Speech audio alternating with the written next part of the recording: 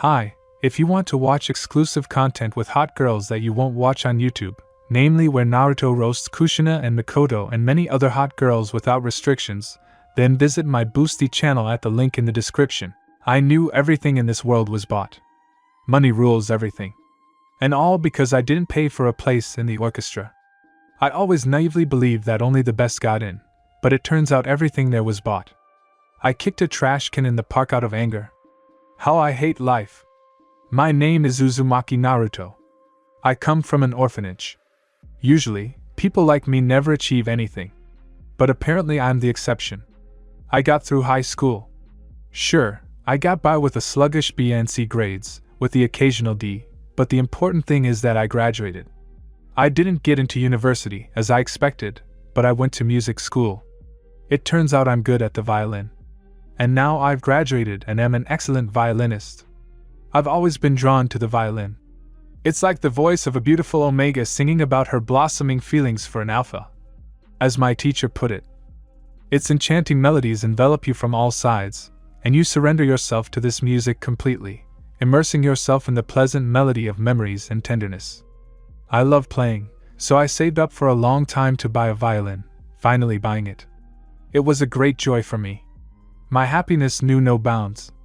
I played it for a long time, carefully, cautiously, trying not to harm such a gift from heaven. But that's not the point now. I'm unhappy with the corruption in the country. I was angry, but I was also crying. I'd been yearning for this for so long. To perform on the stage of a major theater, the most popular in the world, and then this happened.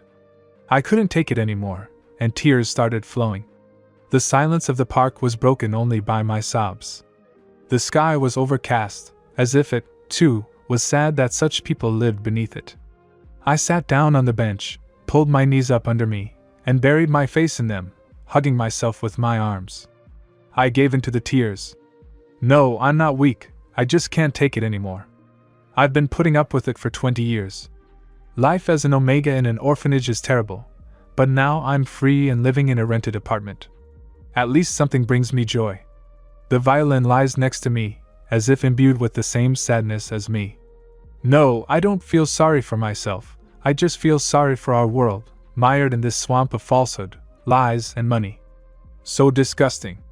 Suddenly, someone's hand touched the top of my head, and I looked up in surprise at what I assumed was an alpha, judging by the scent. That was all I needed. His face was like a cold icicle. I don't like this acquaintance. I have a bad feeling about it. But I put all doubts aside when he asked, "Why are you crying?" It's not like him, he seems indifferent, but he asks. He probably wants something. What difference does it make to you? I asked, displeased. What else can I say? I don't talk to strangers. How rude. A smile played on his lips. He doesn't understand other people's grief. Now I'll describe this strange man in more detail. He had dark hair, with eyes as dark as an abyss. But he was well built. And he was wearing such a respectable suit. Rich, probably. Not like me. Blonde, with blue eyes, thank God, no longer skinny like in childhood. He repeated his question. So why are you crying anyway? I narrowed my eyes, in which the tears had almost dried up, and reluctantly answered. Because of corruption in the country. He seemed puzzled by my answer, and I told him everything that had happened, from how I'd arrived at the audition so excited to how I'd left disappointed in the people there. The whole time, the stranger had been staring at me, as if catching my every move. I blushed slightly, and the tears had stopped flowing. Having finished my story, I fell silent and looked down. Alpha sat down next to me and, after a moment, said, "This is life, and we are all pawns in it. Only the rich or the cunning, those who have shown off their intelligence and achieved high positions, rule." I looked at him in surprise. You are right. I looked away, I'm too shy. Why? I'm Sasuke Uchiha. And let's switch to informal terms? The stranger said unexpectedly. I looked up at him and said hesitantly, "Why yes. I am Uzumaki Naruto." Alpha's lips quirked up at the corners. I hadn't thought he could smile at all. But still, why did he need me? Or maybe he just wants to be friends. Unlikely. Don't be upset, Naruto. he said encouragingly. I blushed, hid my face in my scarf, and simply nodded. I felt both uncomfortable and warm around him, as if he were my destined partner. We started talking about life, people, dreams. Strangely, he was smiling, and I was too open. I'd never felt that way with anyone. My heart pounded as if I had a fever, and rosebuds bloomed on my cheeks. Sasuke turned out to be a pleasant person, cold on the outside, but warm and friendly on the inside. But he didn't open up to everyone. All my suspicions vanished. It was approaching evening, and I looked at the sky with disappointment. Time flies so. I sighed, but it sounded heavy and melancholy. Uchiha noticed this and, hugging me, laid my head on his lap. I was red as a lobster.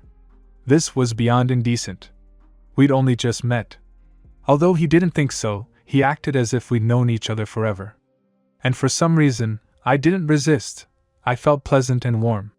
He held me so tenderly, as if he were holding a crystal about to shatter. Without realizing it, I fell asleep. How reckless of me. But after such a difficult emotional day, I can afford it. But not on an alpha's lap. My eyelids were so heavy I could barely open them. I'd never slept so soundly before. Usually, I'd sleep 5 hours max and then immediately get up for classes or orchestra rehearsals. I sat up lazily and stretched. I looked around, realizing this wasn't my apartment. I stood up abruptly and started looking around in shock. Where am I? Damn, this is bad. Suddenly the door to the room opened, and the same alpha I'd met in the park walked in. My heart started dancing again, and my cheeks flushed slightly. Are you awake yet? He asked instead of greeting. I just nodded, unable to find a response. My gaze strayed to the window, wandering around the room. Was it daytime already? It was clear why I'd managed to get enough sleep. I only just realized I wasn't wearing the clothes I'd been wearing when I met Sasuke in the park. Uchiha just smirked at my confused reaction, and I spun around to get a better look at myself. So he undressed me and then put this on. He saw me half naked, and there was no escape. Why are you so upset? Uchiha asked innocently. I couldn't stand such impudence, and red as a lobster, I said with a slurred voice. How dare you? I'm a virgin, and you brazenly undressed me while I was sleeping. I was talking nonsense, but I was interrupted. What's the big deal? Or would you prefer to sleep in jeans and a jacket? I opened my mouth, but I had nothing to say. I pouted and looked away. Hold on to your clothes. He threw them at me and hit me right in the face. Clumsy. Uchiha lay down on the made-up bed and began staring at me.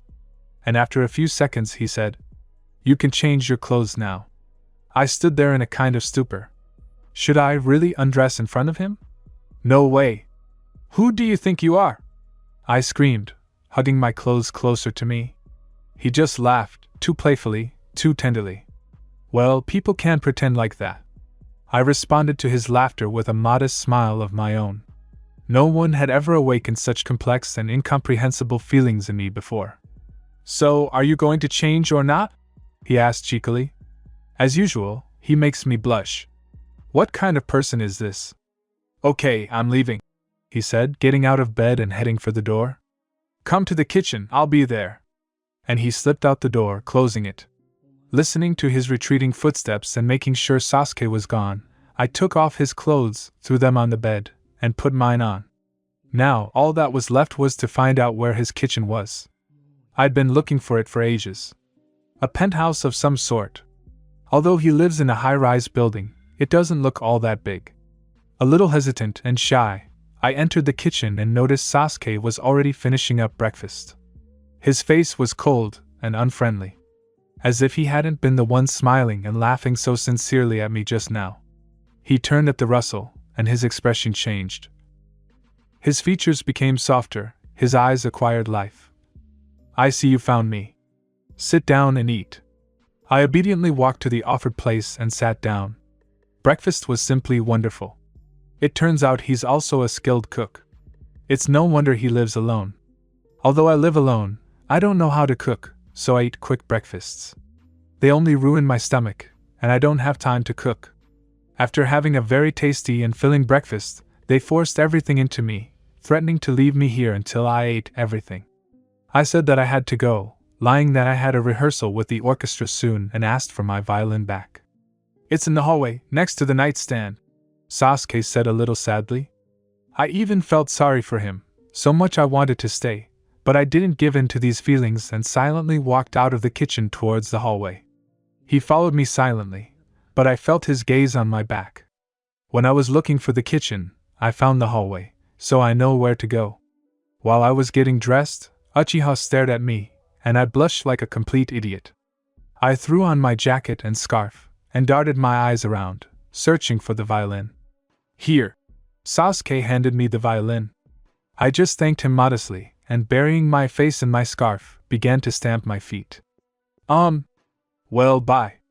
I couldn't think of anything to say as a parting shot, and was already turning towards the door when the Alpha grabbed my hand and pulled me back. I accidentally leaned on his chest and, thinking that I was about to hit him, tried to break free. Naruto, wait! He whispered in my ear.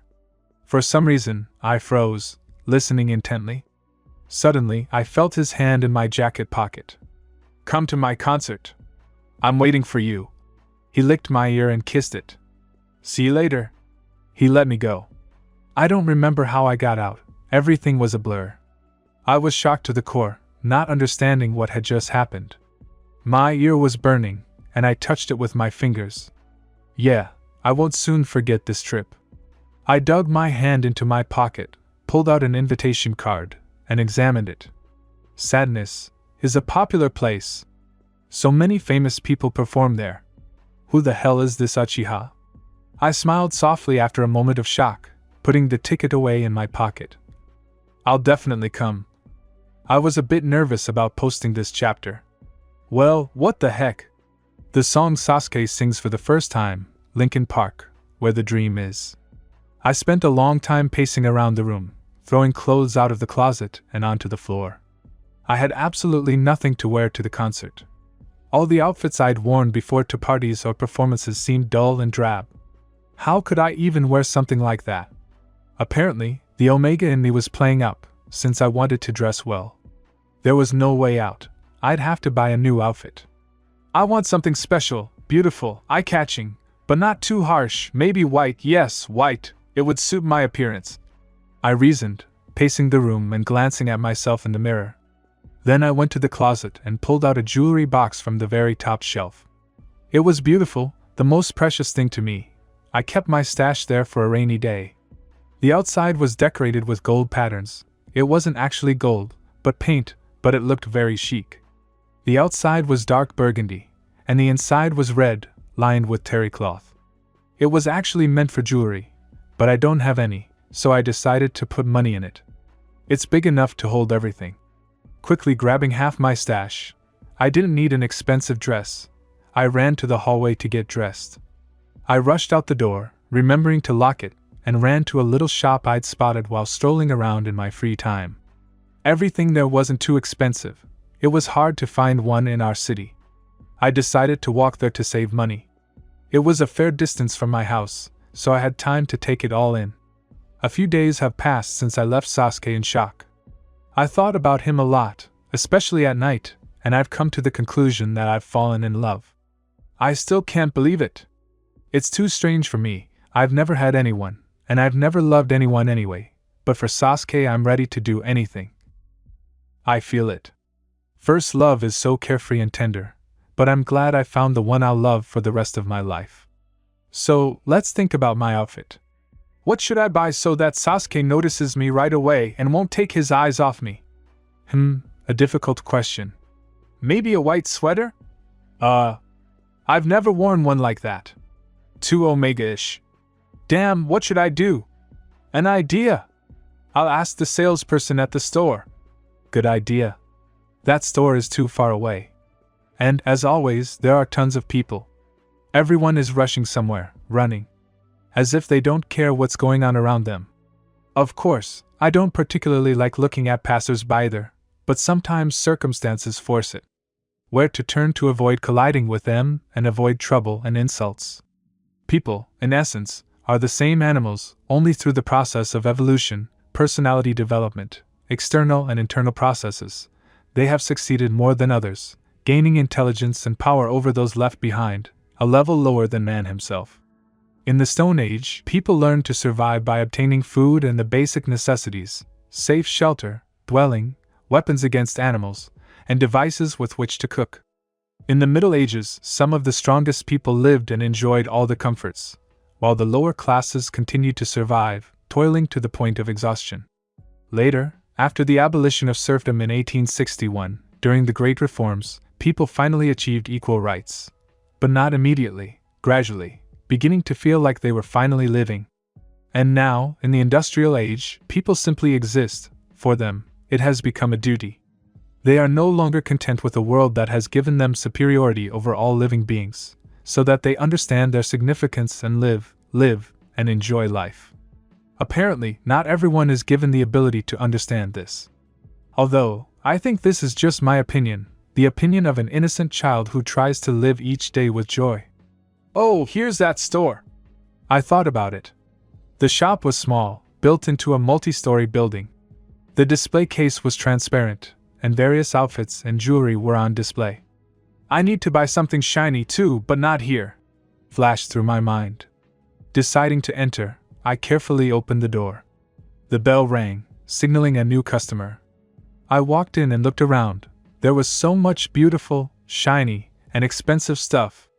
The prices almost made me feel sick. So, walking deeper into the rather large store, I began searching for something beautiful and eye-catching. Suddenly, a rather squeaky voice rang out. "Can I help you with anything?" I tore myself away from the outfits, turned to what turned out to be a sales consultant, and smiling said, "Yes, I would like something that would allow me to go to a concert." Damn, I'm blushing traitorously. "Are you just going to the concert or with a partner?" she asked. "Well, with a couple," I said after a second's hesitation. "What exactly do you want? Or haven't you decided yet?" she kept asking. "When will these questions end?" "Well, I was thinking maybe something white, a sweater, trousers," I said a little hesitantly. "Okay," the brunette smiled. "Let's go, I'll show you." I followed her. We decided on a top first. I eventually settled on a blouse.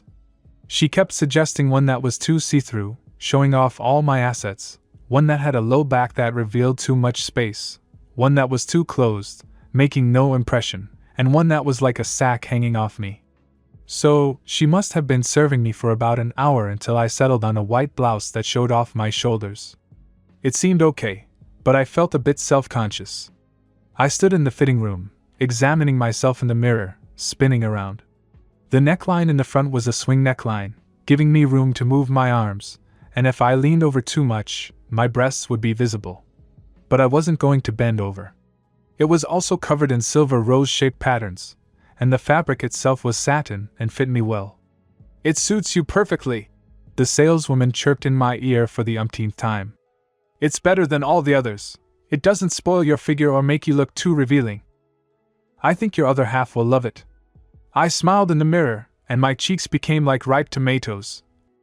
"I hope so too." After a long silence, I looked at the price. 15,000. Beauty requires sacrifice, time, and money. Okay, I'll take it. Now I need some pants. I just need to make it within the remaining budget. Pants were easier. They had to be white and tapered, simple as pie. There were tons of them, and I chose first by price then by beauty. Having made my decision, I picked out pants with tiny, almost invisible sparkles on the sides and a silver belt. It wouldn't be visible under my sweater. I tried them on. After looking at myself and realizing I'd become a handsome omega, I told the saleswoman I'd take these pants, and we went to look at shoes. I chose the simplest shoes that matched my outfit, tried them all on, and having admired my omega in the mirror, I changed into my clothes, paid for my purchases at the checkout, and left the store happy. New purchases are always a joy, after hanging around in a store for about 2 hours. Especially when you've spent $3,000 on damn beautiful clothes. It's still cheap, unlike what I saw on the windows of other stores. I trudged tiredly toward my home. I've lived in this city since I was born, so I know all the cheap shops. Even the jewelry ones. I usually spend my time on the street, wandering around and looking at everything my eyes fall on. So I spotted some cheap shops. I quickened my pace, deftly avoiding people. I was too happy, too relieved, to dwell on trivialities. The whole way, I thought about Sasuke, how he would react to my outfit. He realized I was too modest. I was even scared to go to his concert at first. I wonder who he is. A musician or a singer? Or maybe even a conductor? I'll find out when I get there. My heart is jumping with happiness. I can't stop it, or maybe I just don't want to. I run across the street at a red light, and there it is. A beautiful, shining silver and gold store. And that colorful display case that has long attracted my crow's eye. I went inside and asked the saleswoman to pick out something to go with my outfit. We spent a long time choosing what would work. I also checked the prices. I only had a little left, 3,000. And I don't have much money. Anything long wouldn't work, it wouldn't be visible because of the neckline. The folds would hide everything, and anything shorter didn't really appeal to me. The chain cut into my neck, and I wanted a pendant. Beads were too expensive. Alas, nothing caught my eye, and I looked at the display cases, disappointed. I can offer you something. It's not very expensive, but it's not a pendant either, the saleswoman said reassuringly. I looked at her with interest in my eyes.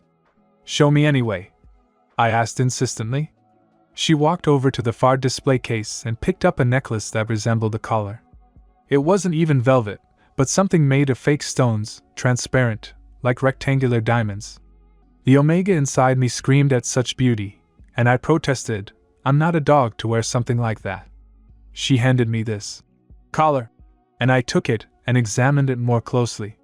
It was made of rectangular diamonds fastened together, not wide and not small, just average sized. I don't want to wear this. I looked more closely at the jewelry, turned it over in my hands, and decided to try it on anyway. The saleswoman helped me put it on and handed me a mirror. I began to examine myself, turning my head. The omega inside me swooned from the insane beauty, just right for my long neck, but I'm not some kind of giraffe, it's just the right length. But the price is exactly what I have left. There's nothing I can do. It's the only thing I can buy now. Especially since it's getting late. I took a deep breath and said these words. I'll take it. The saleswoman smiled and asked, Do you want it in a box? I shook my head. I really needed to pay for the box. She put the collar in a bag for me and thanked me for my purchase, inviting me into the store again. I paid, smiled at her, and left the jewelry store. Now Sasuke will definitely like me. It was too exciting. No one had ever invited me anywhere. Especially not an alpha. So the day before the upcoming date, or so I thought, I was on edge and wanted to go to the concert again 50 times. I'm such a weakling. If I'm invited, it's impolite to refuse. So that's it. Having convinced myself in this way, I busied myself with entertaining myself, TV, food, and everything else. What else does one need for a good life? So the day flew by unnoticed and joyfully, though occasionally a hint of anxiety crept in, but I convinced myself that he wouldn't have invited me if he hadn't liked me. And tired from that day of thoughts and nerves, I fell asleep sweetly on my bed, anticipating tomorrow, full of joy, new surprises and unexpected events. Finally, the long-awaited day arrived. I woke up because my neighbors were planning to do some renovations at 7 in the morning. Well, okay, not 7, but 8, or 10 to be precise. At that time, all normal people are asleep. And besides, it's Friday. Any sane person is either at work, catching up on sleep, or trying to wake up with a cup of hot coffee, which is what I was doing. Only instead of coffee, I had tea. I can't stand caffeine. No matter how much I drink, it's sour, and there's no sweet taste whatsoever. Even if you add 10 spoons of sugar, it won't change anything, it'll just turn into slop. Believe me, I've tried. I sat there, all ruffled up, like a sparrow after a fight. No one had ever woken me up like this before. Should I curse them? Oh well, I'm not in the mood, but today is a special day. Finally, I'll see Sasuke's talent. My heart immediately warmed at the mere mention of his name. What a pleasant feeling. I don't know how it can bring pain to people. To love means to live for the person you love, to give yourself completely to them, to notice only them in the entire world. A wonderful feeling. I decided to get something to eat and made myself a quick breakfast, as usual. Nothing compares to the food Uchiha fed me. I could cook like that, but first, I'd need money for groceries. After eating my fill, I took out the invitation and began examining it for the umpteenth time. I looked at the date again, and I hadn't gotten anything wrong. The time was 6 o'clock. Perfect for concerts. I glanced at my watch. Damn, how long would it take to wait? Okay, I'll do some housework, get dressed, comb my hair, and be there in half an hour. So, does that mean I'll have to clean for a few hours? But it'll be worth it. How much dirt I've swept, cleaned, and vacuumed, my God! It's been so long since I've cleaned here. I glanced at the time. There were still 2 hours left, the house was clean, nothing to do, and being nervous wasn't an option. I went to get dressed. I tried on my outfit and started examining myself in the mirror. I'm not so bad, just brush my hair and I'm a cutie. I chuckled to myself. I picked up a comb and started combing my unruly hair. I was sure I'd rip half of it out. I adore my hair most of all. It's like gold, beautiful and vibrant. After half an hour of torment, I glanced at my watch. Finally, it was time to go. I primped myself and ran out the door, throwing the keys in the pocket of my skinny trousers. I hoped they wouldn't fall out. I had to shake on the metro. It's not like in other cities, not very dirty, in fact, it's clean. This surprises me greatly every time I come here. Arriving at my destination in about 40 minutes, there were tons of people, post-work crowds, and the crush was so intense that I had to let trains pass. I walked another 10 minutes down the street to a place located almost in the city center and looked up at the building towering above me. Wow! I wanted to turn back to where I'd crawled out of that stinking, putrid hole. It felt like Cinderella had found herself in a fairy tale. I swallowed and headed for the entrance. Inside, everything was even bigger, decorated with teardrop-shaped chandeliers. Beautiful. I walked on, handed the invitation to the big guy at the entrance to the hall, took it back, and slipped inside. That's when I was momentarily stunned. The entire hall was decorated with velvety red wallpaper. I even touched it to make sure it was real. The chandeliers were the same, shaped like diamond drops outlined with a golden thread. In the center of the room stood tables with numbers on them. So that's what that number meant. I looked at the ticket again. Number 6. It looked like it should be closer to the stage. I walked a little further, noticing that there were small candles on the tables, covered with glass on the sides to protect them from getting burned, and that the candles themselves were nestled in flowers. Beautiful. Having found my table, I, like the others, sat down on a chair, expecting a miracle. I decided to inspect the guests. Some seemed to be dressed very expensively, others, like me, cheaply but decently, and the rest were somewhere in between. We could introduce a new type, moderately wealthy. Tired of watching the crowd milling about, I turned my gaze to the stage. Drums, electric guitar, synthesizer, and a bunch of other instruments, but these struck me as odd. So, there'd be something heavier than classical here. My curiosity was growing. Who is he? The human anthill gradually died down, everyone settled back into their seats, but the rustling and whispering could still be heard. Suddenly, the lights in the hall began to dim, leaving only dim candlelight. Everyone fell silent, and everyone's attention shifted to the stage, including mine. The musicians began to quietly and smoothly enter the stage. As far as I could tell, Sasuke wasn't among them. It was a good thing the table in front of me didn't block my view, and it was wonderful that I was sitting alone, or maybe it had all been planned out in advance. The spotlights came on, better illuminating the stage, and I pushed aside all unnecessary thoughts. Could Sasuke really be a singer? My eyes expressed a childish, innocent curiosity. I can just imagine how they sparkled right now. Better than the spotlights. The show has begun. Sasuke walked out so elegantly, his whole body fluttering, that I could only look at him and him. He was magnificent, so handsome. It seemed like a blush had appeared on my cheeks again. I noticed Sasuke's gaze quickly scanned the room and settled on me, blushing. Our eyes met, and I thought I would be forever engulfed in that pool of his pitch-black eyes. Did he really want to see me? I felt so good and pleasant. Never before had I felt so much emotion. It felt like a storm was brewing inside me, ready to explode at any movement from Sasuke. The musicians had prepared their instruments. Apparently, there was no introduction here, but oh well, the main thing was that I would hear Sasuke's voice. Uchiha took the microphone and brought it to his lips. I impatiently watched his every movement, how he tossed aside a lock of hair that was in the way, how he fluttered his eyelashes, how he discreetly licked his lips. The opening music began, and my heart fluttered. Then Sasuke opened his mouth and began singing the first lines of the song. I'm tired of you existing.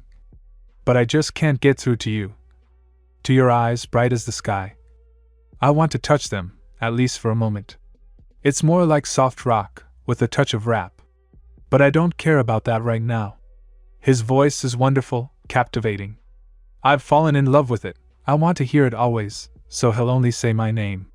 Then the man in the background started rapping. It's like I'm with you, and like I'm not. Constantly living blindly towards you is nonsense. His voice was slightly squeaky, but still pleasant to the ear. Then Sasuke again. I understand that it is stupid to color dreams. I'm so tired of collecting and wasting stars. I can't enjoy his voice. It's too drawn out. Finally, the chorus began. Where there is a dream, there is another life. Reach out yourself, touch the sky. Help me understand, help me forget. Just emptiness, I'm so tired of being. I wonder who he's singing to. After all, songs are meant to be spoken to. The verse is surprisingly short and ends quickly. Doomed to wait. I always understood that it was ridiculous. You alone closed my eyes. And I can no longer see either night or light. Sasuke, how can I understand your song? I need to hear it in full. I can't sleep at night. I constantly imagine. The fact that you are by my side makes my happiness endless. A sea of sun, a sea of affection and love. I can imagine them, can you? What's next? Maybe I'll break down. Maybe I'll get so tired of it that I won't come back. You see, I believed in fate then. And now I'm gone, it wasn't meant to be. It makes me sad when they sing like that. It wasn't meant to be. One word, but so sad. You'll probably wake up, fly back, and understand everything. But it will be too late, so what are you waiting for? Well, wake up, listen, stop killing me. Be with me. I can't wait any longer. He wants someone to agree to be with him? How nice. Getting back into reality again. I may not come back, I dissolved in her. Forgetting myself, I fall down. It hurts a lot in my soul, but I haven't broken down yet. Why does Sasuke have so few lines? I want to hear more of him. He has such a wonderful voice. Even now, when he sings so sadly. Whatever it is, I'm tired of just being. To always be near him and silently love.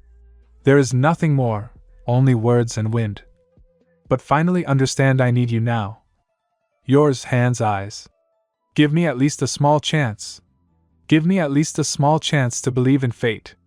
It made my heart skip a beat. What if? No, it can't be. What if it really was dedicated to me? I was confused. Where there is a dream, there is another life. Reach out yourself, touch the sky. Help me understand, help me forget. I'm just so tired of being empty. A dream is compared to life? How beautiful it sounds. Judging by the music, the song is coming to an end and the final chorus is heard. Where there is a dream, there is another life. Reach out yourself, touch the sky.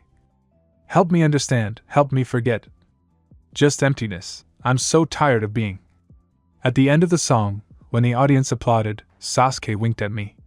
I still doubt he winked. But I'll believe it. I think he dedicated it to me. Maybe he wants us to be together? And I'm not against it either. I'm all for it. I could even get my feet involved in the voting process. Now I could faintly hear Sasuke's songs. One song struck a chord with me, his voice, his melodiousness. I'd never heard a voice live.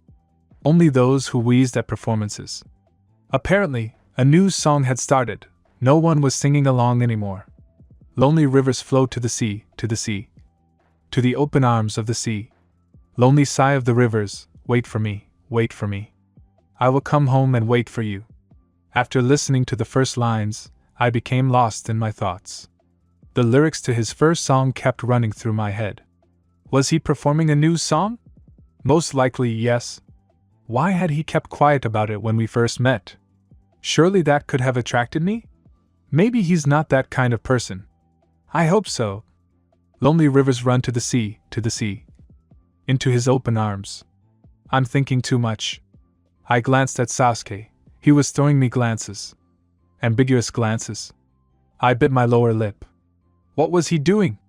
I need your love. Oh, I need your love. My heart did somersaults and other acrobatic tricks. I almost gave up the ghost after these words. But my face only blushed. Another song ended. If I listen to him again, I'll definitely give birth. The words he's throwing around. I felt sick. So inhale, exhale, one more time, inhale, exhale. I listened to the next part of the performance with half an ear, trying to make it to the end. The final song began. Uchiha bowed, winked at me, and left the stage. I nearly slipped out of my chair. There was a long round of applause, which I joined in.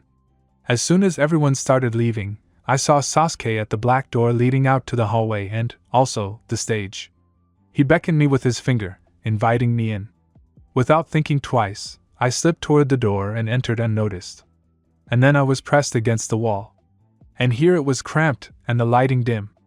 My already red face was ready to explode from the excess pigment. You look very handsome today. Sasuke whispered in my ear and, like last time, licked it, starting to lick it too thoroughly, making his way a little inside. I began to breathe heavily.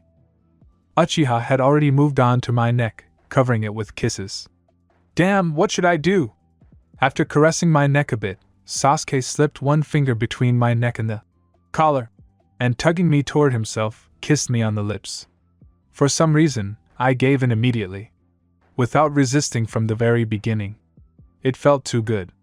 I hugged Sasuke around the neck, timidly opening my mouth. A wet tongue entered my mouth and began to explore everything there, licking and playing with my tongue. But I didn't know how to do it. So I only timidly moved my tongue occasionally. Uchiha pulled away from my lips, licking his lips. Because of this, the thread of saliva between our mouths broke. Sorry, I couldn't resist. I just looked away, embarrassed. We pulled away from each other. How about coming to my place? He suddenly suggested. Let's celebrate? I knew how this would end, but I agreed, nodding and smiling in agreement. I'm not afraid to be around Sasuke. He won't do anything to me unless I want him to. We went out into the yard, through the back door, and got into Sasuke's black car.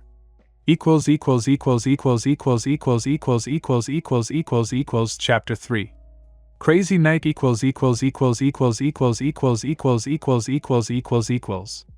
The car was expensive. I realized that right away. Firstly, a man like Sasuke wouldn't buy something cheap and unpopular. Secondly, the car was roomy, clean, and beautiful. The inside was gray, or so I think, and the seats were soft. I've never driven anything like it. Just the subway, and then the subway. No variety. I'm already afraid to see his house. We drove the whole way quietly. I was embarrassed to say anything. What if he misunderstood me? What if I said something inappropriate? It would be embarrassing. Damn, what kind of thoughts are you thinking? I began to contemplate the landscape out the side window of the car, so as not to see the object of my affection. My cheeks were flushed, and I could still feel the movements of his experienced tongue in my mouth. I unconsciously reached up to my lips with my right hand and touched my lips with the pads of my fingers. Realizing what I had just done, I quickly removed my hand from my mouth and put it back. I glanced sideways at Sasuke, hoping he hadn't noticed. I was wrong. His abyssal black eyes, subtly, glanced from me to the road. I blushed as red as a lobster. Damn, as usual, I find myself in all sorts of awkward situations. Having reached a respectable, tall apartment building, usually located in the city center, where I rarely go, Uchiha slowed down. He turned the corner and pulled into a covered parking garage. I'd never dreamed of such a thing, not even in my wildest dreams. To be in the abode of the rich and famous. I looked around curiously, forgetting my shyness and awkwardness. The garage was simply unimaginably large, surrounded by expensive foreign cars, all polished to a shine, as if new. We parked in a vacant space. Sasuke unbuckled his seatbelt, and I followed suit. Turning to Sasuke, I saw his face and a sly smile. My cheeks flushed red as I felt the heat rise again. I see you enjoyed the kisses. The smile on the alpha's face became wider and more vulgar. I shuddered, I don't know why, and somehow cringed. It became even hotter. Sasuke reached for me and, grabbing my chin, squeezed it lightly. He pulled my face towards his. I gave in and timidly glanced at him. Sasuke's face was so close that I couldn't help but sigh. Apparently, this was some kind of signal or permission for him. The alpha yanked my chin sharply and sank his teeth into my mouth, biting my plump lips and sucking them. I just closed my eyes and blushed, not knowing what to do. Now his tongue joined in. He began licking my lips, and I obediently opened my mouth. But his tongue wasn't about to penetrate yet, only teasing, sometimes tracing my lips, sometimes slightly penetrating, then teasingly withdrawing from the captivity of his hot mouth. I couldn't resist, and when the tongue once again barely penetrated my mouth, I tried to hold it with my lips, capturing it, but alas, it didn't work. The tongue only grazed my lips, rough from the bites. The alpha smiled maniacally again, scooped me up in his arms, pinning me down, slightly tipping me back onto the seat, and brazenly reached under my new blouse, exposing and caressing my tummy, outlining the hollow of my navel. I wanted to protest, but finally I was kissed and a tongue was forced into my mouth. I hesitated for a second, but, having made up my mind, tried to push the alpha away and grabbed his hand, which was caressing my tummy. Sasuke must have realized I didn't like this, and he reluctantly pulled away from my lips, removed his hand from under my shirt, grabbed my waist, and yanked me toward him. I nearly crashed into his chest, my arms outstretched, clutching the alpha's shirt. I looked down. I'd just been groped. Of course I'd be embarrassed. You obviously don't like it in the car. I felt a kiss on the top of my head and relaxed a little. Let's go to my place. Alpha held me by the back, pressing me to himself, and taking my legs under my knees, he lifted my body and, placing me on his lap, lifted my flushed face by the chin, and tenderly and weightlessly kissed my swollen lips. I didn't notice him open the car door, but I was picked up again and carried out. He slammed the door with his foot, and the car beeped, alerting its owner that the alarm was set. Uchiha clutched the car keys, which I only just noticed. Will you get there yourself or should I carry you? I, still digging my nails into the alpha, flushed and muttered. I'll get there myself. I climbed out of the alpha's warm arms. They grabbed me by the waist and led me to the far staircase. I wanted to protest, but something silenced me. The alpha only smiled slyly. I was starting to get tired of his smirk.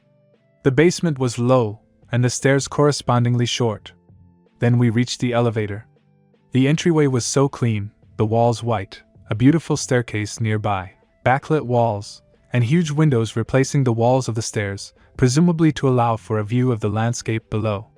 The elevator doors opened before us. It was spacious inside, spotless, with handrails and mirrors on the walls. Not like my house. Sasuke pressed the 30th floor. Mommy, where have I ended up? I'm not afraid of heights, of course, but this is my first time in a building like this. How quickly cities develop. The elevator started moving, and we were off. The mirrors were clean. Should I just give up? At least I'll leave something here about my presence. Finally, we arrived. I was ready to fall asleep on that railing. We stepped out onto the landing. From there, corridors branched off in both directions, with several doors spaced a fair distance apart. From this, one could deduce that the apartments were enormous. We turned right and entered the last door in the hallway. I hesitated shyly at the threshold, but they squeezed me in. Take off your shoes and make yourself at home, said the alpha. I definitely won't feel at home here. The apartment is too huge and cozy. It's easy to get lost in it. I quickly took off my shoes and followed Sasuke, who beckoned me to follow. I had only one question. Why is it so dark in here? And why doesn't Sasuke turn on any lights? At least in the hallway. Through the darkness, I could barely make out Sasuke's silhouette. The night was still helping. Finally, I heard the Uchiha stop, then grab my hand and push me into the dark room. I heard the door slam behind me. I'm screwed, flashed through my mind for some reason. Suddenly, I felt a hand on my chest, and I was slammed hard against the wall. I was seriously scared. Then they kissed me tenderly, apparently apologizing for their previous rudeness. I relaxed and went soft in the skilled alpha's arms. Sasuke continued his unfinished business in the car. He reached under my shirt again and captured my lips. It felt like soon there would be nothing left. And the alpha's playful hands had already moved higher. The shirt was too loose after all. The pads of his fingers began to touch my nipples, but even that began to arouse me. I exhaled sharply, breaking the kiss. It was impossible to see anything in the dark, so I didn't have to worry about the color of my cheeks. The Uchiha now moved on to my neck, biting, licking, and leaving crimson marks on it. The arms, which had been dangling idle, joined the process and hugged Sasuke around the neck. I pressed myself closer to his chest. But apparently that didn't stop him from caressing my breasts. I moaned softly, trying to suppress my moans. Now I understand the other Omegas who couldn't stand it and laid down under the Alphas. And it seemed I couldn't stand it either. I felt something tighten in my lower abdomen, and my butt became wet, a viscous liquid flowing onto my panties. The Alpha didn't stop for a second, already nibbling on my earlobe. I could no longer stand. My legs were giving way. I was already hanging on the Uchiha. The Alpha finally noticed this and, grabbing my legs so that I wrapped them around Sasuke's torso, carried me in the opposite direction.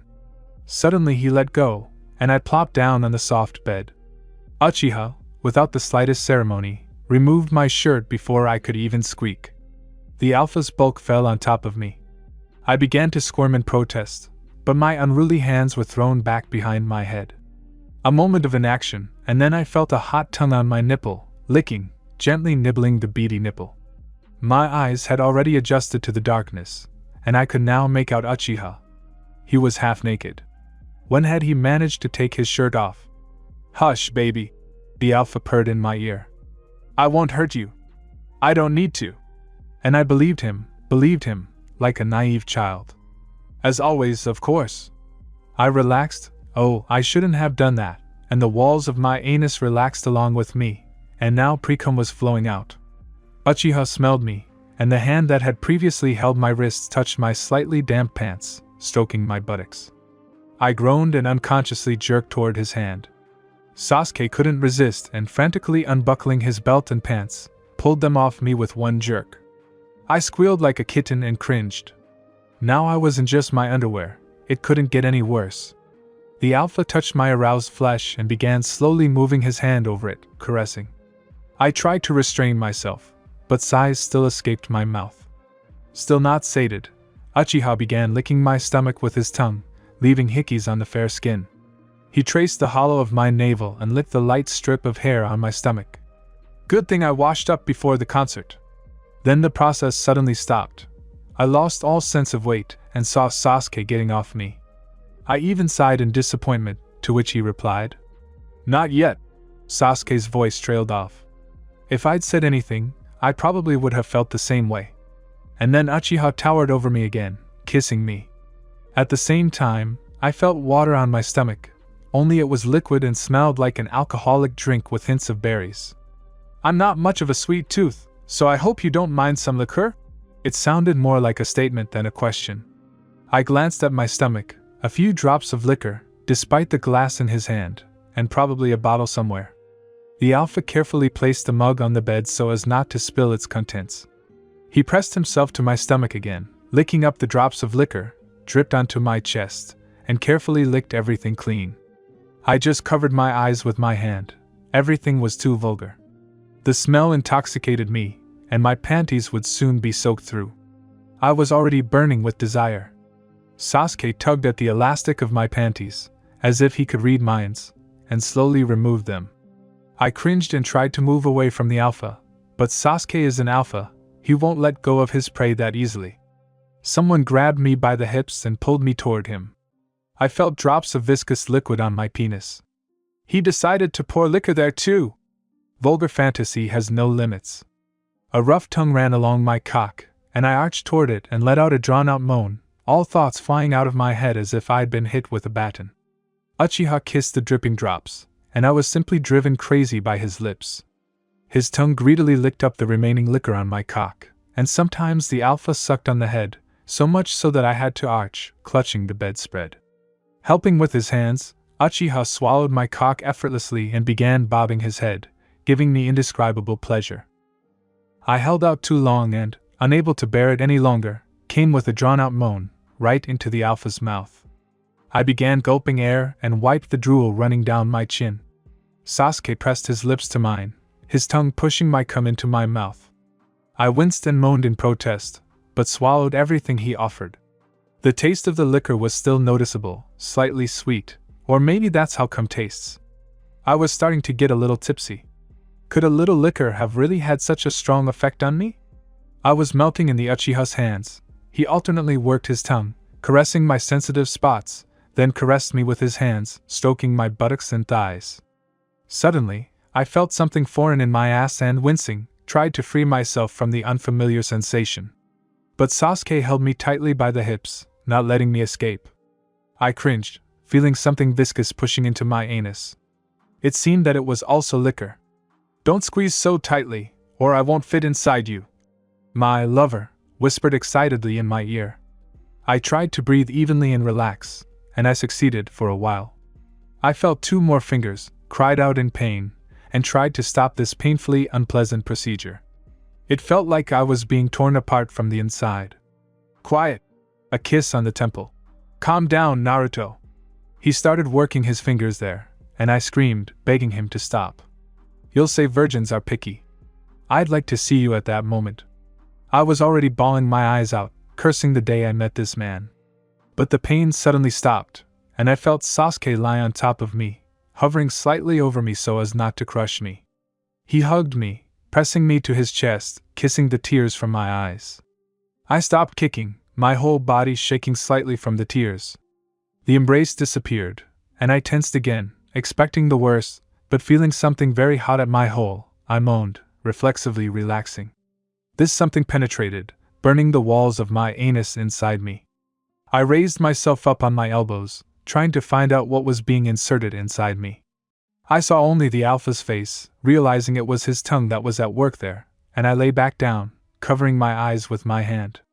A rough tongue gently parted the walls of my anus, causing me to choke on my own saliva, aroused anew. But not everything in this world lasts forever.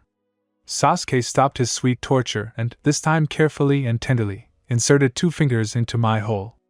I breathed heavily, tensing and then relaxing my muscles. It's all strange. I don't even remember the moment I consented to something like this. In my thoughts, I almost missed the 3rd finger.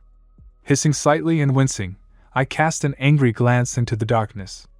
I had been puffing and panting the entire preparation process, not content with the discomfort in my ass. Finally, the fingers were removed, and I relaxed. Sasuke rolled me over onto my stomach, and I didn't pay any attention to it, but when he took my leg and threw it over his shoulder, turning me onto my side, I became wary and glanced at him warily. It looked like I was about to get fucked up to my tonsils. The feeling of the throbbing head of his penis at the entrance to my ass was far from pleasant. I began breathing faster. If it weren't for the excitement and the alcohol, which were increasingly hitting my head, I would have screamed and run away. But I wanted more, to feel what it meant to love and be loved by someone, to depend on someone, to give myself completely, without reserve. The head of the alpha's penis began to smoothly enter the tight hole in my ass. I grabbed the blanket, suppressing cries and tears of pain. After the head, the entire penis began to thrust in. I whined and sniffled occasionally, but finally, I couldn't take it anymore and started whimpering. It was terribly painful, like sitting on the barrel of a tank, ready to fire an entire magazine of bullets into that very spot. The last thrust, and I felt a wave of pleasure, arched back, moaning loudly. "What the?" I'd never felt anything like this before. Even in the darkness, I could feel the lewd smirk of my dear lover. A shallow thrust made me jerk and unconsciously clench my anus. As a result, I heard Sasuke sigh. He seemed to like it. Another thrust, then another, and then another. The pace began to quicken, and I began to gasp every other time. The blanket crumpled beneath me, and my hands darted around, searching for support, clutching the covers in various places. The Uchiha thrust sharply deeper, and I arched, choking on my own moan as another thrust followed. It was vile. The alpha began hitting that sweet spot more and more often, and I moaned like a whore in a porn movie, unable to restrain myself. My heart was pounding, my breathing was ragged, the air was constantly being knocked out of my lungs in passionate spurts, my throat was dry and terribly parched. I tried not to look at Sasuke, embarrassed and constantly licking my dry lips. But no matter how hard I tried to hide my face, Uchiha always managed to reach my lips with his own and capture them in passionate captivity. Sweat was pouring down both of our bodies.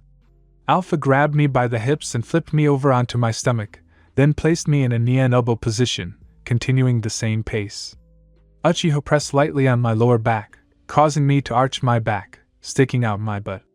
Blushing, I buried my face in the crumpled blanket, still moaning with pleasure. I couldn't form coherent thoughts or focus on anything. My head was a complete mess. Then suddenly everything went dark, or at least it had been like that before.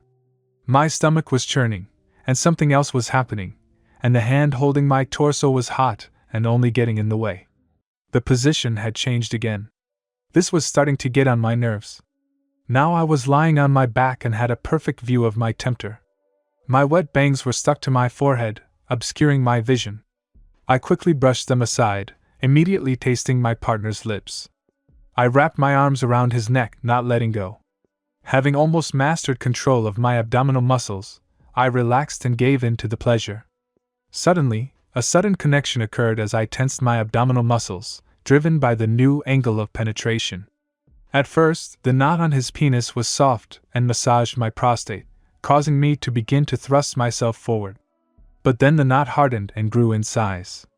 I screamed in protest, kicking my arms and legs, digging my claws into my partner's shoulders. Sasuke tried to calm me, kissing me and whispering that it would soon pass. And indeed, it all stopped. I lay limp on the bed, breathing heavily, but I wasn't given time to rest. The alpha proved too greedy.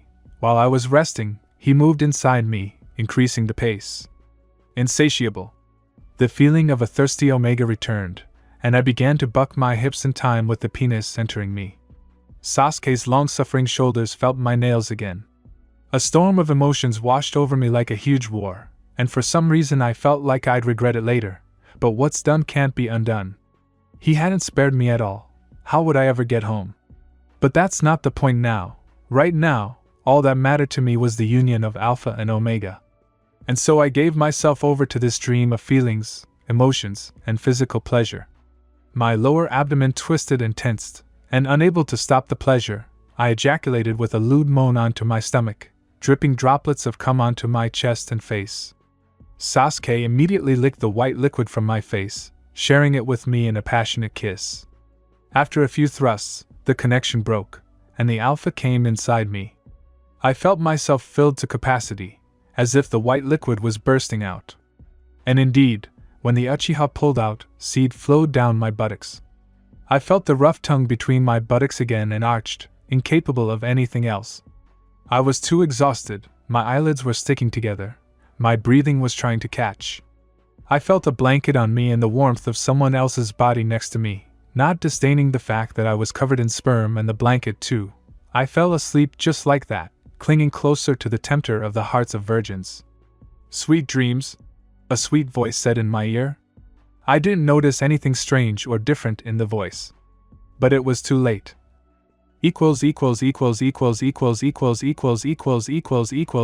Chapter 4. Disappointment.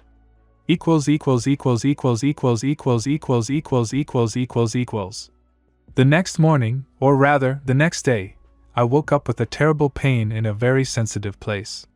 That's what it means to lose your virginity. Images from the previous night involuntarily began to pop into my head. My body arching towards the alpha, moans, many moans, two sweaty bodies rubbing against each other, causing a sweet shudder to emanate from me.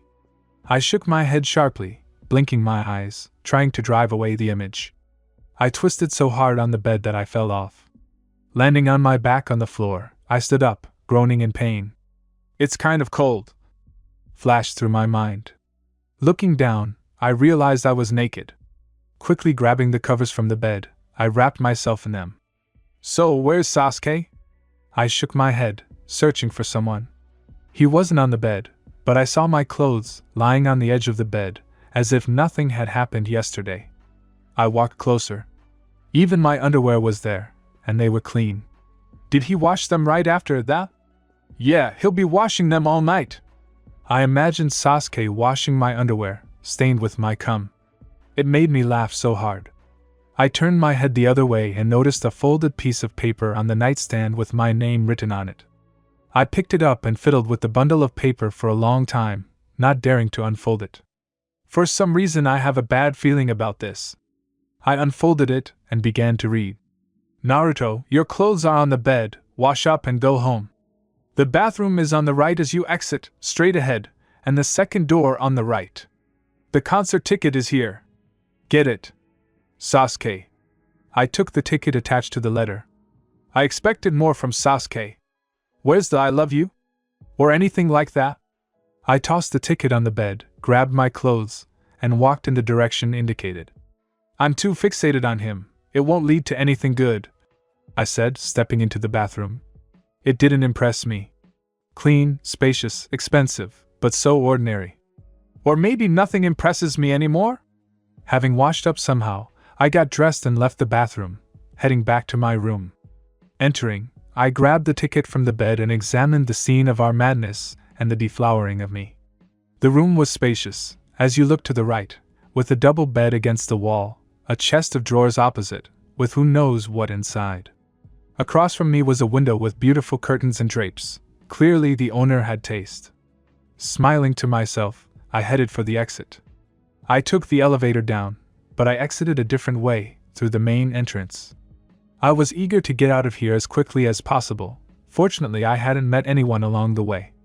I've never been fond of rich people. But for Sasuke, I think I'll make an exception. Having hobbled home, I lay down flat on my bed and fell asleep instantly. It was already evening when I opened my heavy eyelids and looked around. Deciding to lie in bed, I began to strip off my clothes, starting with my pants. As I pulled them off, something fell out of my pocket. I picked it up. It turned out to be a ticket to a performance scheduled for next week. Well, a week is not a long time, I thought. Besides, we will definitely see each other during the week. I think I truly fell in love, because I have never felt this way towards anyone. For some reason, Sasuke hadn't called for a whole week. I felt terribly unwell, I stopped smiling, and I didn't even go to rehearsal for the last 2 days. Although at the beginning of the week, everything was wonderful.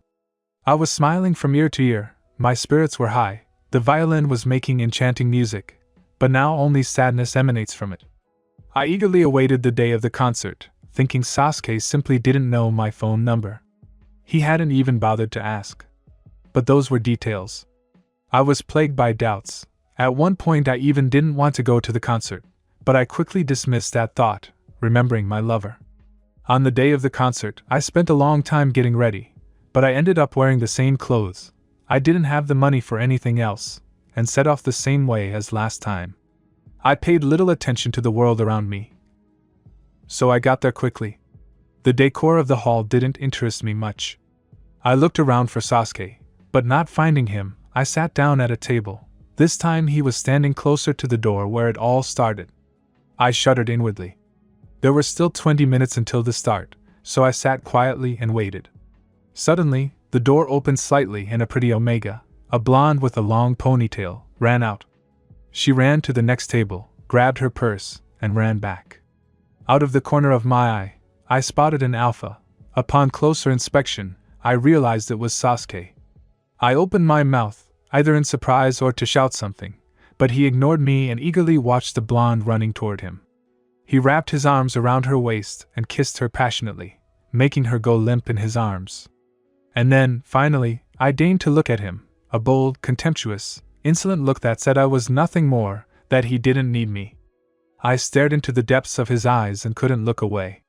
The pain was tearing me apart, my soul was clawing at me inside, my heart was pounding wildly in my chest, trying to break free and prove my eyes were lying. But they were wrong. It was all true. On the outside I was calm, nothing betrayed my pain, only my eyes expressed something lifeless, dead, right then and there. When they left, hugging, I sat on a chair, not paying attention to anyone, the pain eating away at me from within, pressing on old wounds. Still, no one needs me, apparently I've forgotten that. I slowly stood up and quietly walked to the exit, skirting the crowd of people, passing the security guard. Everything was like a fog. I walked wherever my eyes led me. I didn't care what happened to me now. After all, the man I loved with all my heart had betrayed me, used me, and thrown me away like an old toy. Of course, there are those more beautiful than me. I wonder how many he's deceived like that already? I'm not the only one, am I? I'm not the only one, am I? Or maybe he loved her and was using me? Or will she, too, fall into his clutches, and once he's got his way, he'll throw her away, just like me? Who knows, I feel too bad right now to think about her. How I want to forget everything, not seeing that kiss. Is it really so hard to say he doesn't need me anymore? Or does he want me to suffer more? I found it hard to breathe. I looked around, trees grew around me, so I was in a park. Looking around, I found an empty bench. My heart sank so much that I sat down. It was the very bench where we met. I walked over to it with heavy steps and sat down. How painful it is to remember. I knew this wouldn't end well. Why? Why can't I live like everyone else? Love and be loved? Apparently, this is what was meant to be. I greedily inhaled the cool evening air. Hot tears streamed down my cheeks. I couldn't control them, nor did I want to. I needed to give in to my emotions. A cool breeze ruffled my hair, but didn't cool my head.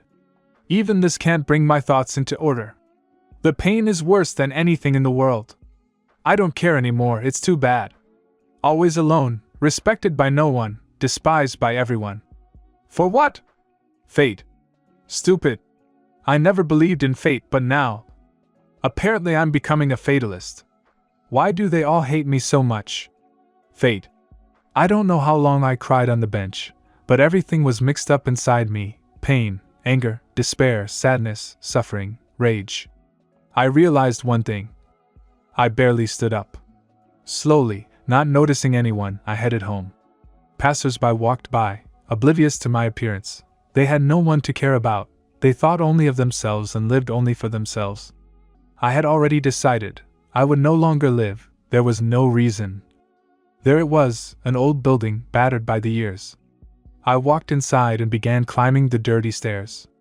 There was my door to the apartment, but I passed it by, climbing higher and higher. Here was the top floor, only 16. It was a wonder the building hadn't collapsed yet. I saw a ladder to the roof and climbed up. A fresh breeze hit my face, as if chasing me off the roof, but no one would stop me now. The world is too rotten, rotten to the core, ruining every seed and sprout. People are now disgusting, greedy, and avaricious. It's disgusting to look at them. I glanced down, scurrying about like ants in an anthill. Disgusting. Disgusting. Could it be that they all? Yes, all. When you stand like this on the roof, a hair's breadth from death, you're no longer afraid of anything. The main thing is to not linger any longer in this world, among these vile creatures. I winced. It doesn't matter to me anymore, nothing matters. I am the only one who understands the oppressive state of the world. It is on the brink of ruin. War is coming soon, man against man, for wealth, greed, and avarice. The world will collapse and become filthy ruins, abandoned.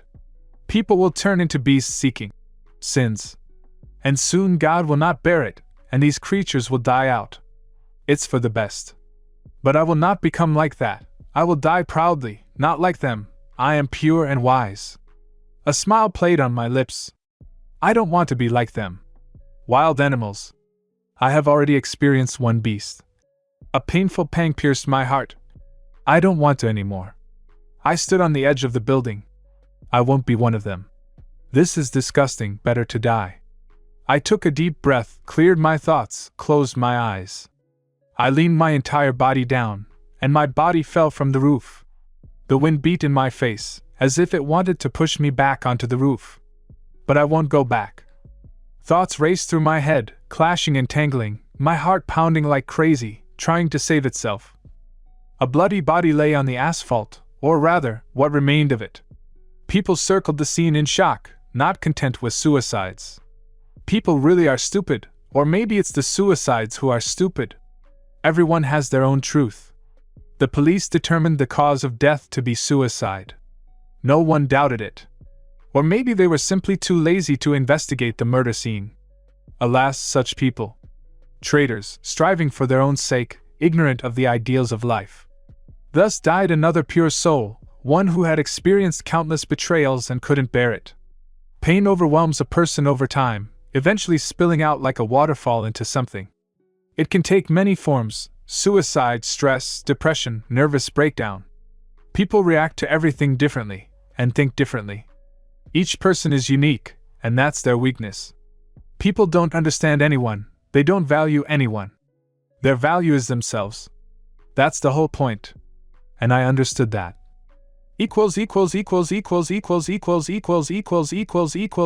Chapter 5. The Ghost of Memory.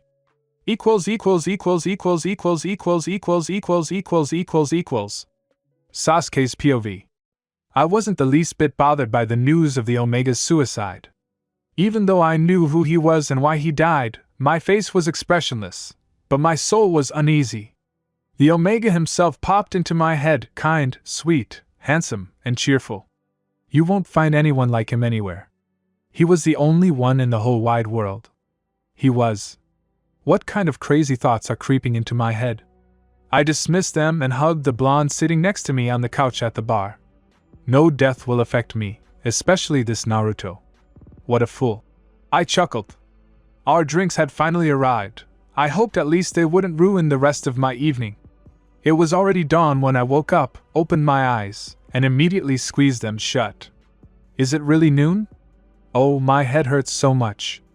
I should have drank less. I sat up in bed and started recalling yesterday's events. So, first I performed at the concert, then Ino and I went to a bar. The news was on TV.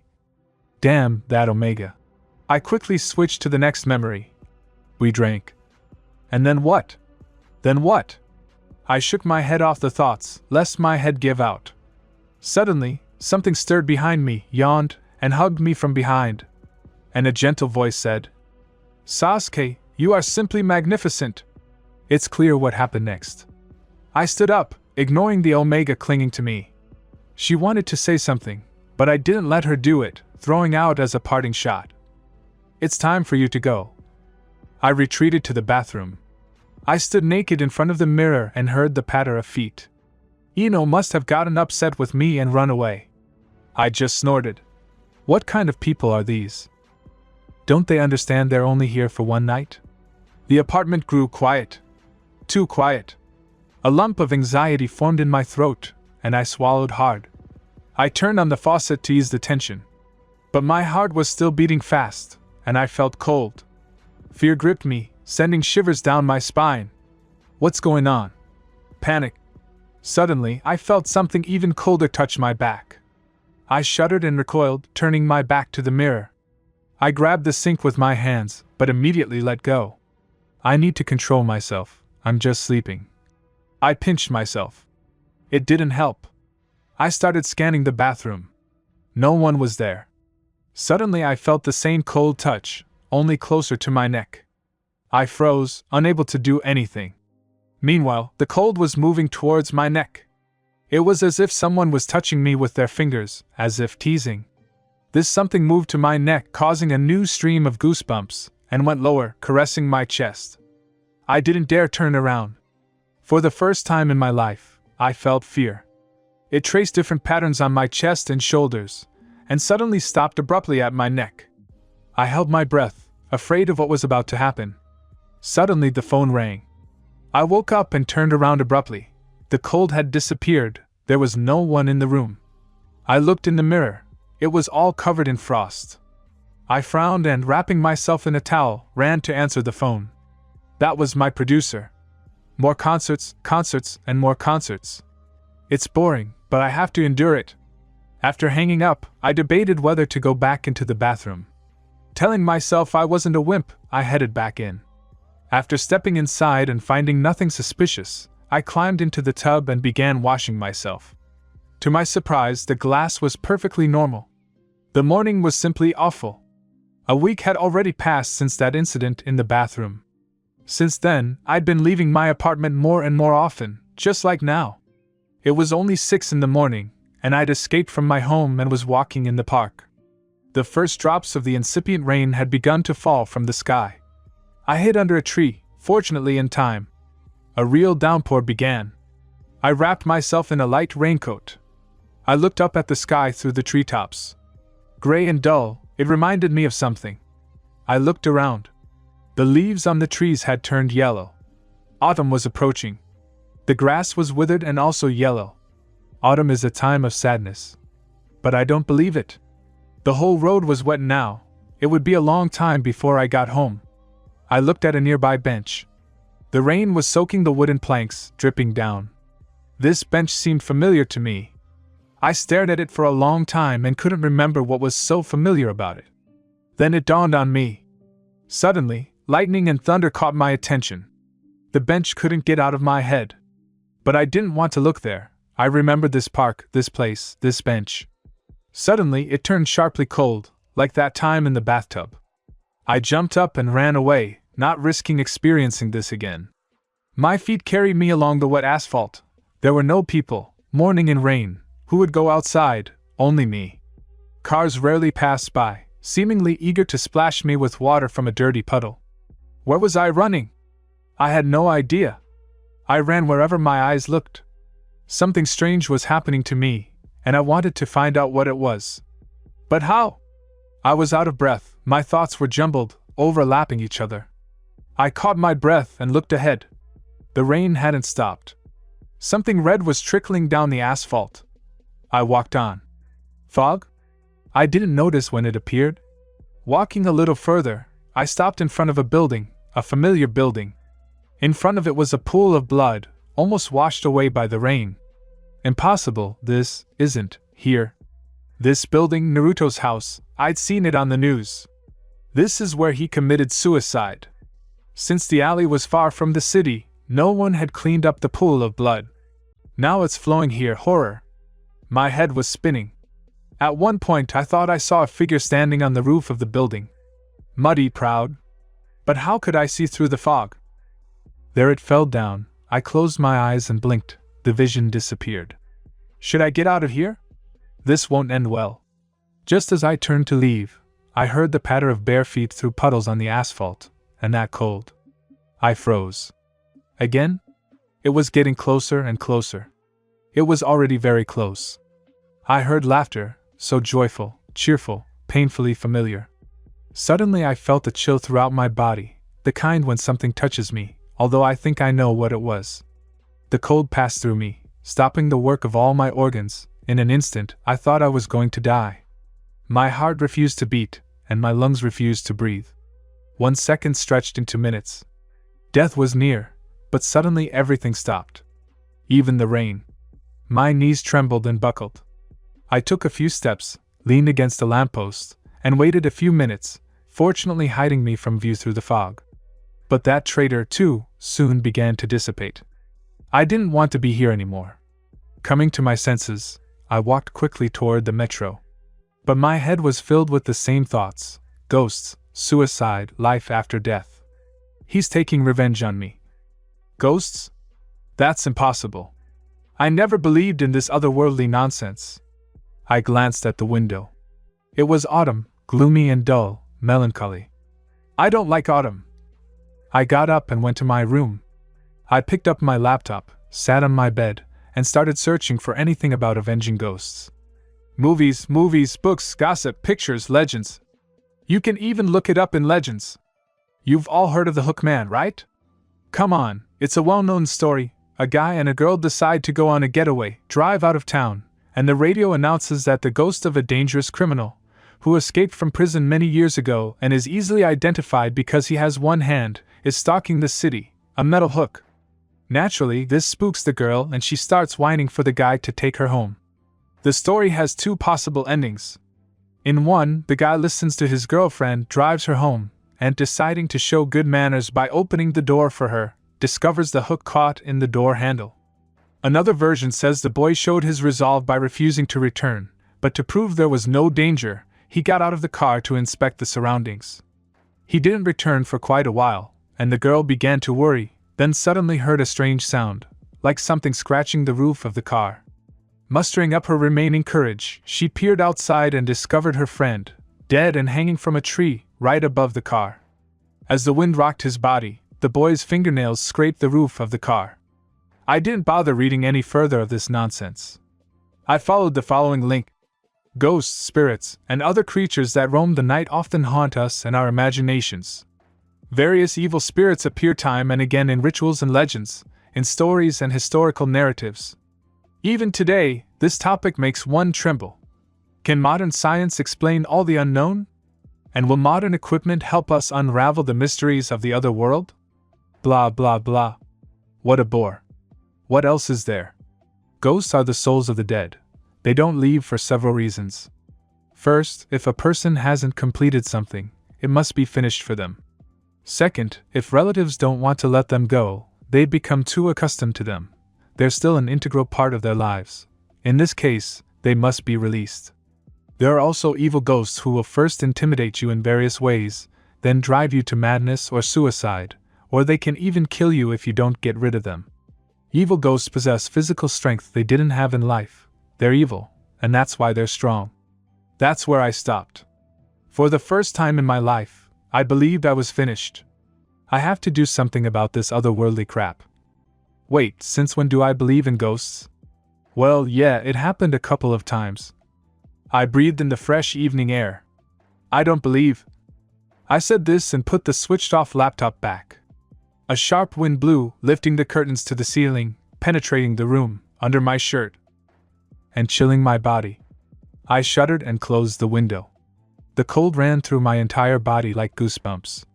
Bad suspicions arose in my head. I ran to the bathroom, turned on the hot water and undressing, climbed under it. I need to relax? I stood there for a minute, then suddenly icy water poured out. I shuddered and jumped out of the bathtub, looking around. No one was there. I went back to the water. It was hot, just as hot as I had turned it on. I must be going crazy, I sadly concluded to myself. Turning off the water, without washing myself, I went to bed. The room had warmed up a little before my absence. I changed into pajamas and went to bed. I fell asleep completely on edge, thinking that it was time to move, but there was nowhere to go, not a single decent apartment. I had nightmares about ghosts, either Naruto mocking me or the ghost, Hookman, trying to kill me in my own car. I woke up with a chill in my neck and chest. Fragile, cold hands were running over my back, neck, shoulders, and chest. I simply couldn't believe it was Naruto. I felt uneasy, and suddenly the hand stopped at my neck and squeezed it with a force unusual for such a fragile creature. I couldn't help but think of that article. I couldn't breathe. I tried to break the invisible grip of the hands, but no matter how hard I grabbed my neck, it was no use. Then I jerked and spun around in bed, the grip disappeared, and I jumped up and ran to the lamp, breathing heavily. I turned on the light, but there was no one on the bed, not even the outline of a body. I looked at the clock, 1:30. I don't think I'll be able to sleep tonight. Having spent the whole night without a wink of sleep, waking up at every sound, I looked depressed in the morning. I have a concert in a month, and today I have rehearsals again. With everything piling up on me, I'd forgotten about it, but a producer never forgets. I had to go there. Having somehow completed all my morning chores, I went down to the garage and drove out. The drive was, as always, boring, and I was used to driving on roads in such weather. After being stuck in traffic and late for rehearsal, I parked the car and went inside. Everyone started scolding me and asking what had happened to me lately, but I just waved them off. When I went on stage, the band was already ready. I quickly repeated the words and began singing. I read the first verses from a piece of paper, trying to remember anything. Sweet dreams are made of this. Who am I to disagree? Travel the world and the 7 seas. Everybody's looking for something. Some of them want to use you. Some of them want to get used by you. Some of them want to abuse you. Some of them want to be abused. My voice was failing me, and the whole group noticed. The music stopped. Sasuke, what's wrong with you? The producer asked. It's okay. I'm fine. We'll reschedule the rehearsal for next week. I waved him off and left. At this rate, I'll lose my job and then I'll hang myself. I got into the car and sped down the road, opening the window and inhaling the exhaust-scented city air. Speeding home, cutting through courtyards and dodging traffic jams, I parked the car in the garage and took a deep breath. I need to get some sleep and recharge my batteries. I got out of the car and headed to my apartment. I kept thinking about the ghost. Maybe they exist, who knows? Entering the apartment, I took off my shoes and, going into the bedroom, immediately laid down on the bed, falling asleep instantly. Waking up in the evening, I started looking for a book to occupy myself with. I dug into an old drawer and found something I'd been playing with. It was drugs, cocaine to be exact. An expensive drug. I'd used it about a year ago, and it was a shame to throw it away. I'd recovered from drug addiction anyway. It was amphetamine. I diluted the drug and pulled a syringe out of the same cabinet. One use wouldn't hurt. I took 30 milligrams, enough for a first try. I needed to relax somehow, and returning to my old ways would actually help perk me up. Literally 30 seconds after using it, I felt a surge of energy, my mood lifted, just what I needed. I felt alert and invulnerable. In this state, I called my friends and told them to call the Omegas and come pick me up. I was heading to a bar. I needed a break from this life. They pulled up a few minutes later, and where the fun was, they were right there. On the way to the bar, everyone was chatting and shouting. They seemed drunk already. But I kept up with them. Once we got there, the first thing we did was drink, a lot, and then we danced, I think. This time, I wasn't completely drunk and at least I remembered something. All sorts of Omegas were hitting on me, but they were so creepy that I didn't even pay attention. Suddenly, I noticed a beautiful Omega in the crowd. She felt my eyes on her and turned around. She smiled, apparently realizing who I was. She came up to me, and we started dancing together. From her movements, I realized she was pretty drunk, but that only served me well. Her long dark hair fluttered as she moved. I was fed up with all this, so I started flirting, and she responded willingly. But I know how this will all end. Her name was Henri, a strange name. She started making advances towards me more openly, more than just kisses. Then I took Henri to the restroom, for the alphas, of course. I propped the door open with some wood so we wouldn't be disturbed. I was overcome by intense arousal, a side effect of the drugs. After all, amphetamine takes about 12 hours to wear off.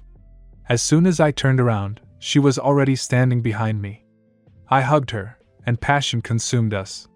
She was like a beast, passionate fast. Or was it the drugs again? Who knows? I have more important things to do right now. Ditch my friends and lock myself in the bathroom with a barely familiar Omega. Luckily, no one heard us, blah blah blah. Yeah, I know I did the wrong thing, but I was on drugs, although my friends, judging me over the phone right now, don't need to know. Besides, they're not really my friends. I don't have any friends, I've always been alone, and I'm happy about it. Going into the bathroom to freshen up, I looked at myself in the mirror. My reflection had grown paler, and I'd only shot up once. I'll say I got sick. I sighed. That sigh seemed to echo throughout the bathroom, even though there was a lot of furniture there. I felt uneasy again. A light, cold touch on my shoulder sent me flying from one side of the room to the other, turning on the hot water, making a noise. Then I ran out of the bathroom and went into the living room, turning on the speakers. The music echoed throughout the deserted apartment. Now it felt better. I calmly went to wash myself in the bathroom. The week passed almost exactly like this day. Except for the ghost in the bathroom, he hasn't bothered me for a week now. Strange, but for the better. A slightly emaciated and pale, slightly sick alpha stared back at me from the mirror. I think I'm hooked on drugs. I even went through withdrawal. Today I'm going shopping. I need to pick out some clothes. The old ones are no longer fashionable. This time the sun peeked out from behind the clouds, warming everyone with its rays and delighting the eyes. Once all week. Pulling up to an upscale store, I got out of the car and headed out to pick out some clothes. It's certainly a boring and tedious task, going shopping and picking out clothes, but I'm not averse to it. Having bought a decent amount of things, I tossed them in the back seat. At least I'll have something to wear to the party. Lately I've become more irritable. Everyone around me seems so stupid. My appetite has also decreased. Well, I've always had a bad one, so that's not surprising. On the way home I stopped at the pharmacy and bought some pills and patches for drug addiction. Otherwise I had become too ugly, although I will still think about whether to take them.